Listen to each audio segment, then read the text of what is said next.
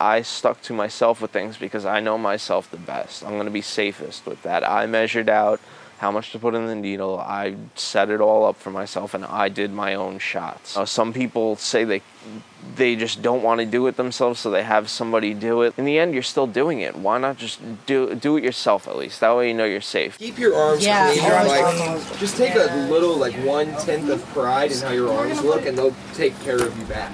You should know how to do it yourself. I just learned how to shoot up myself since the start of this year, and I've been having other people do it for me for years. Try not to go in the same spot every time. I know you got the money spot, everybody got it. And make sure that you have the right size syringe. A lot of people just kind of get the size that somebody else has given to them, and like a 27.5 is very popular syringe. But there's so many other sizes. We've always kind of been taught that thinner is better, so the higher the gauge, the thinner it is. So a 30 gauge is better than a 27. Well, only in certain instances. We have to remember that anything, your 31s, 30s, 29s, they blunt incredibly fast. And skin is really tough. So right from the get-go, that first shot when you're going in, you're already kind of risking having a little blunting happen. If you start shooting and you feel it hurting, stop. Do not keep going with it, because that's really what causes a problem for yourself. If you could catch it in the first cc's that comes out, then you'll be golden. Just pull it out right away. An abscess can lead to you losing your arm. An abscess it's basically just your body is pooling pus underneath the skin, and it starts out very small, and it starts out kind of red and maybe a little tender to the touch. One of the first signs of an abscess that I usually see is when somebody comes in and they say it's warm to the touch. I was using here, and they show me their arms, and I see kind of this redness. And it's not always anything big at first, but that warm to the touch, it's not comfortable. They're having a little trouble kind of bending their arm or putting clothing over it. I knew something was wrong with my own abscess when I tried to inject in the crook of my arm, and I wasn't registering in the same way, and the blood would be a very slow trickle, and when I would inject, I wouldn't even feel the hit. So people should go to the hospital if they end up getting abscesses, because it's another thing with the stigma, because people won't want to go to the hospital and be like, well, I was shooting up heroin. So people don't go, and they end up, you can lose limbs like that, or you can die. Yeah, any part of your arm feels hot, just go to the hospital. Once you start seeing the beginning of an abscess, finding another spot. And maybe it's just a few inches away, but it's not directly in that zone. I recommend you always, get medical attention. That always has to be part of the conversation. But here's what you can do in the meantime. So keep it clean, keep it dry, keep it covered with a Band-Aid. I have large gauze pads that I can give them. One of the best ways to rotate veins, a lot of people, they're committed to kind of this one and this one, which is wonderful. They're great veins. People use them for a reason. However, there's so many other spots that you can go. There's a lot of spots right along the back of the arm. There's one that goes right down the middle of the, this under part. I generally ask people to not, if they can, to avoid kind of going in their hands.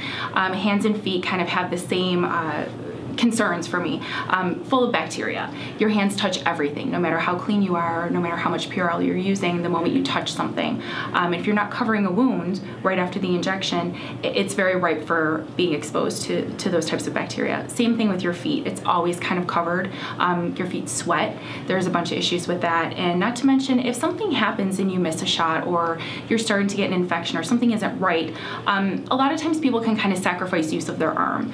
But with a lot of people who come to see us, their feet is kind of how they survive. They have to walk. They have to be able to move from one spot to another. So sacrificing a foot is a very dangerous thing in terms of survival. Always remove your tourniquet before you take out the syringe. Yeah, because that does a lot of damage to your veins. Anything you can feel your heartbeat in is an artery, not a vein. Do not shoot up into your arteries. I've seen that. It does not end good. Understanding where your arteries are in respect to veins. With the neck, I find that especially important, that education. People don't really realize how close your vein is to your artery. They're almost intertwined. So I kind of explain it to people, and again, with no judgment, because people have their own reasons for doing things. I just want to make sure that they have the education and the information to make that informed choice. So when they're going in their neck, kind of saying like, okay, so when you do that, this is why the angle is so important. If you go too far, you know, you have nerves, you have that artery right there. Well, what happens when you hit the artery? Well, your artery is taking away oxygenated blood from your heart, and anytime you deprive your brain or any major organ of that blood, there's a lot of risk for stroke, for death.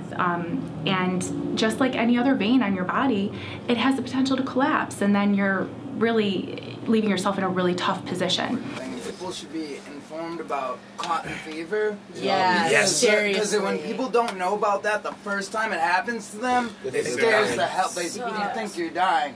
Like, and if you have no one around you who knows about it, I feel like it's an important thing for kids to know.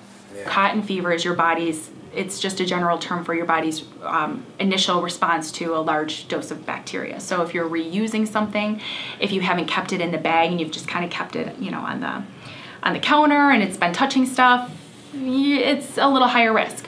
Too much cottons could potentially pass pathogens like that, you know, back and forth between people, which could get them sick or unnecessarily sick.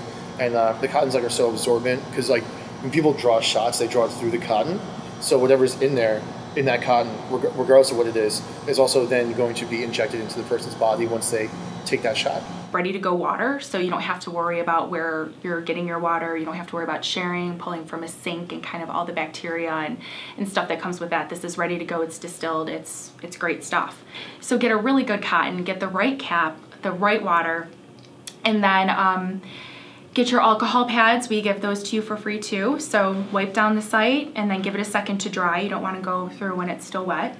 And then just put something dry over when you pull out and then put a Band-Aid on it.